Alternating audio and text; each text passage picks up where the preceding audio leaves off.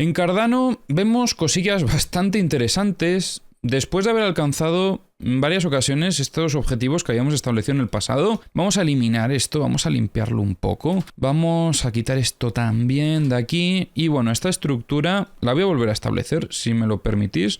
O no, le voy a cambiar los colores y ya está, porque tampoco me quiero complicar demasiado. Bien, bueno, vemos como al final el precio tuvo un desequilibrio alcista.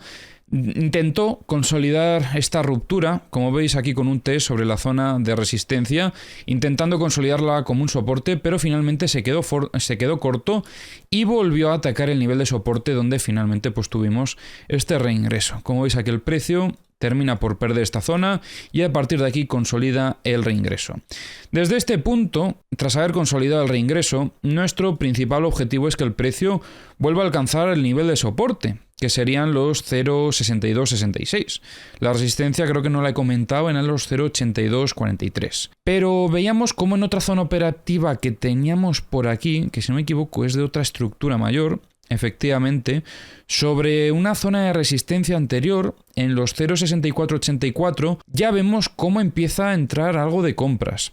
Lo suficiente como para detener ese movimiento bajista que traía el precio. De hecho, es que esta zona operativa es en la que probablemente más compras estamos observando, ya que anteriormente aquí también tuvimos una pequeña acumulación, como podéis observar, con su limpieza, su desequilibrio alcista. Y actualmente, pues gracias a esta misma zona de soporte, el precio vuelve a encontrar compradores, iniciando una cierta estructura interna también. Vamos a definir esto un poco, a ver qué podemos observar. Consideramos de momento entonces esta misma zona operativa como soporte, en torno a los 0,6483 más o menos, y luego zona de resistencia, aquí tenemos menos dudas, serían los 0,77. Durante el desarrollo de esta estructura estamos observando algo bastante positivo para el precio de Cardano, y es que, como veis, se desarrolla gran parte del movimiento por encima de la zona media, indicando pues cierta presión compradora de fondo en todo este movimiento de aquí. Obviamente esto también lo que puede estar generando es muchísimas liquidaciones de long sobre esta zona. Y desde mi punto de vista, teniendo en cuenta la fortaleza que está demostrando la estructura durante todo el desarrollo, sería incluso muy interesante ver una búsqueda de liquidez interna y a partir de aquí intentar un desequilibrio alcista, buscando compras desde este punto tras la ruptura del nivel de resistencia. ¿Por qué considero este escenario como un escenario interesante?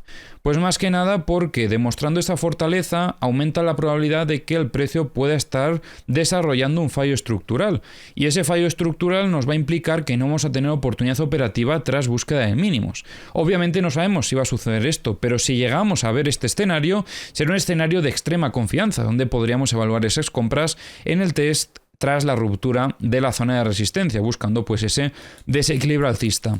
Aquí veo un problema para esa continuación alcista, y es que tenemos varios niveles de soporte cerca, pero bueno, puede ser una operativa interesante para muy corto plazo.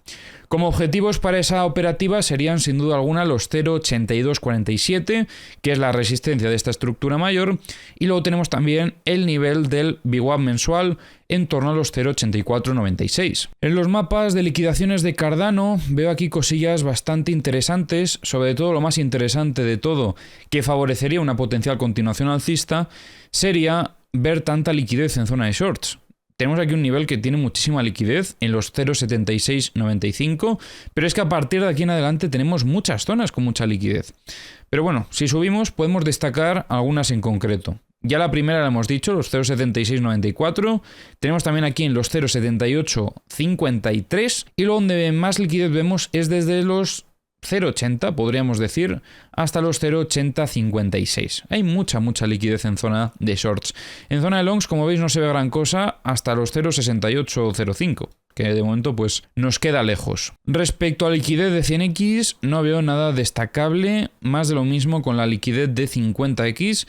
Liquidez de 25x había mucha, pero como veis se la han llevado recientemente, y ojo porque después de llevársela tenemos también rechazos, lo que podría implicar una búsqueda de contrapartida y favorecería una continuación bajista desde este punto en el muy corto plazo. Pero como veis, por el otro lado, tenemos todavía mucha liquidez en zona de shorts, y sobre todo respecto a la liquidez de 10x RSX, donde más liquidez vemos, es desde los 0,7990 hasta los 0,8057. En los mapas de The Kingfisher tenemos un poco de liquidez en los 0,7225 y en los 0,7085.